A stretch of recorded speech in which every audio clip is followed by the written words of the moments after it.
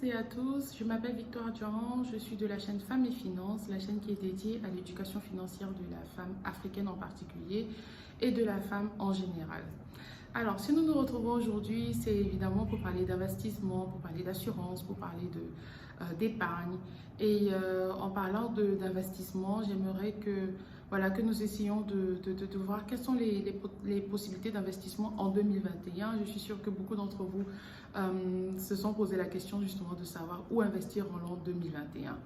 Alors, les idées que je vais vous donner, elles ne sont pas du tout nouvelles, elles ne sont pas tombées du ciel, mais c'est des choses qui existent depuis fort longtemps et même que je vous ai déjà recommandé l'année dernière. Alors, on va commencer par les investissements en actions. Donc, action, c'est la part d'une entreprise qui est cotée en bourse et on a des entreprises qui sont super chères. Par exemple, si on parle d'Amazon, si on parle d'Apple. Donc, on n'est pas prêt forcément à sortir 2 000 euros ou 3 000 euros pour acheter une seule action de Amazon, mais on peut acheter des parts infimes à 1, c'est-à-dire qu'on peut acheter des demi-parts ou 0,25% d'une part ou 0,2 ou 0,3. Donc, c'est possible de le faire. Il y a des plateformes spécialisées qui proposent ce genre de demi-actions ou de cartes d'action et tout ça. Donc vraiment, il ne faut pas forcément attendre d'avoir une grosse somme d'argent pour investir ou pour acheter une action d'une entreprise cotée en bourse. Donc c'est ça, côté action. Donc il y a des actions qui montent aussi en puissance. Il faut prendre le temps peut-être de bien s'informer, quelles sont les actions qui sont, on va dire, in en ce moment, mais aussi d'un autre côté faire attention justement à cet effet de mode là, parce que c'est bien, il y a des actions qui sont en train de monter. Par exemple, on va parler des actions qui investissent dans la fabrication de vaccins en ce moment contre le Covid-19. C'est bien, c'est beau, mais posez-vous la question de savoir qu'est-ce qui se passe après. Donc, une fois qu'on aura réglé la problématique du Covid-19, qu'est-ce qui se passera donc avec ces entreprises-là? Est-ce qu'elles vont essayer de se renouveler? Est-ce qu'elles vont essayer de changer de secteur d'activité? Voilà. Donc, c'est bien, c'est intéressant de suivre cet effet de mode-là, mais il faut penser justement à l'avenir. C'est pourquoi moi, je suis toujours pour le fait d'acheter des actions qui ont un historique sur le long terme. Sur le long terme, je vais dire 5-10 ans et plus, ou encore sur des actions ou des entreprises qui sont portées vraiment aussi sur le long terme. Donc, si on a l'intention d'acheter pour garder quelques mois ou quelques semaines, ok, d'accord, il faut y aller sur des secteurs qui sont, on va dire, des niches ou des secteurs qui sont à la mode. Mais après, l'idée vraiment d'investir, c'est d'investir sur le moyen ou le long terme. Alors, donc, on va parler ensuite de l'immobilier. Ce n'est rien de nouveau. On en a parlé l'année dernière, je crois, suffisamment. L'immobilier, c'est quelque chose qui ne quittera jamais la liste des investissements à faire. L'immobilier, c'est toujours un plus.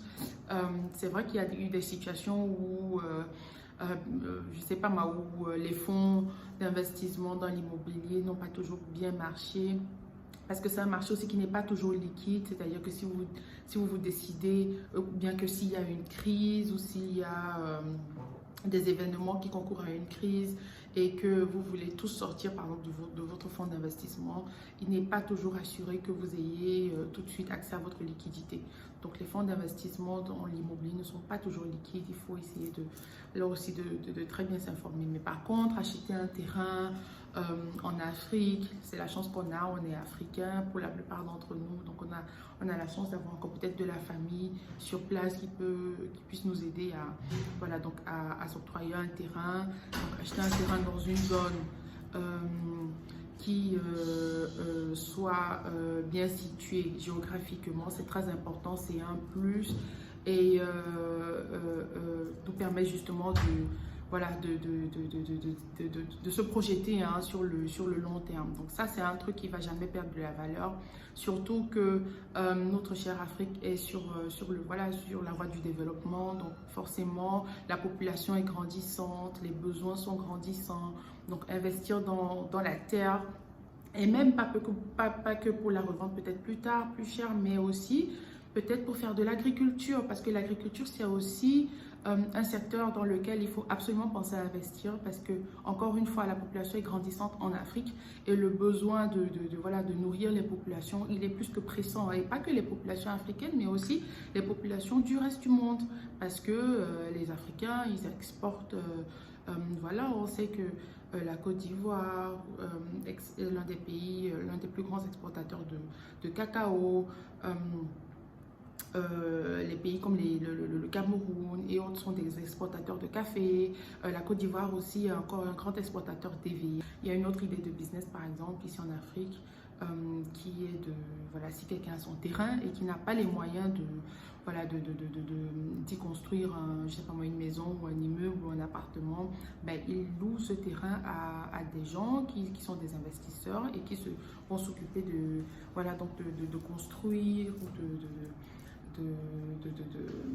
comment on va dire, de viabiliser le terrain qui ensuite sera mis en location et donc avec les rentes voilà, de cette mise en location là ils pourront retrouver leur investissement et plus tard après 15 années ou 10 années donc de remettre le bien voilà, aux propriétaires de terrain. Donc ça c'est par exemple une idée de business que je trouve très intéressante si vous avez des moyens financiers, si vous avez la possibilité voilà, de mettre la main sur du cash ou bien de vous faire financer la construction d'appartements à louer ou voilà, de villas à louer parce que ici à Abidjan, alors je me trouve en ce moment à Abidjan. Et je suis venue explorer les différentes possibilités. Par exemple, ici à Abidjan, les gens aiment bien se mettre en mode vacances, aller en week-end et tout. Donc, vous entendez parler d'Assini, vous entendez parler de Bassam. Mais c'est pas que ça. Donc, il y a des gens même qui vont en week-end dans Abidjan. C'est-à-dire qu'ils habitent peut-être dans un quartier ou bien dans une... Voilà, leur domicile n'est pas forcément le plus stylé ou le plus moderne et tout. Et donc, pour passer un week-end tranquille en amoureux ou en famille, ils décident d'aller louer une villa. Donc d'aller louer une villa avec piscine privative où ils vont passer le week-end et voilà, s'amuser avec leurs amis ou bien s'amuser avec leur famille ou bien s'amuser en couple. Donc ça aussi c'est des choses qui sont faites et qui sont prisées ici à Abidjan ou alors pendant les fêtes de fin d'année, il y a des amis qui se sont rencontrés pour aller faire la fête où c'était la Saint-Sylvestre dans une villa super chic avec piscine et tout. On est dans Abidjan, on n'est pas hors d'Abidjan mais on fait la fête et voilà, on a des vacances. Donc ça, c'est des idées de business aussi qui sont très, très, très porteuses. Et peut-être que ce sera intéressant justement d'y réfléchir. Hein. C'est pas que, voilà, c'est un phénomène qui ne va pas se retrouver seulement à Abidjan, mais certainement aussi dans plusieurs autres métropoles africaines.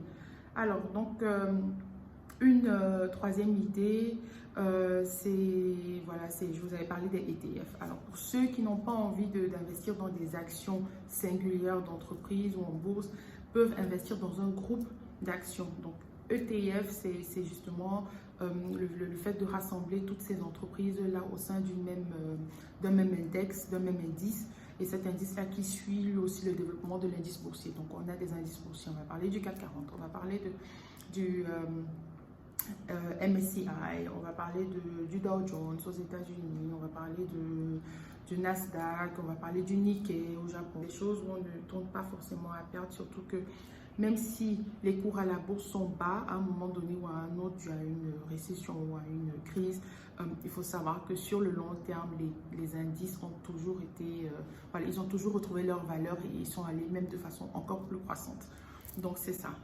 Maintenant, pour ceux qui sont beaucoup plus joueurs, beaucoup plus enclins au risque, il y a ce qu'on appelle voilà, de la crypto-monnaie. Hein, vous en avez certainement entendu parler. Mais de ça aussi, on parlera une autre fois. Je ferai une vidéo spéciale sur les crypto-monnaies où je vous parlerai du développement du Bitcoin et de tout ce qui existe comme autre crypto-monnaie.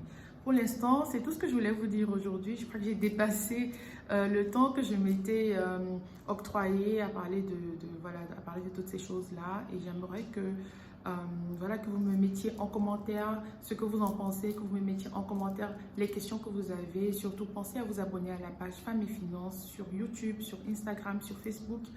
Et voilà, on se retrouve à très bientôt pour une nouvelle édition de Femmes et Finances.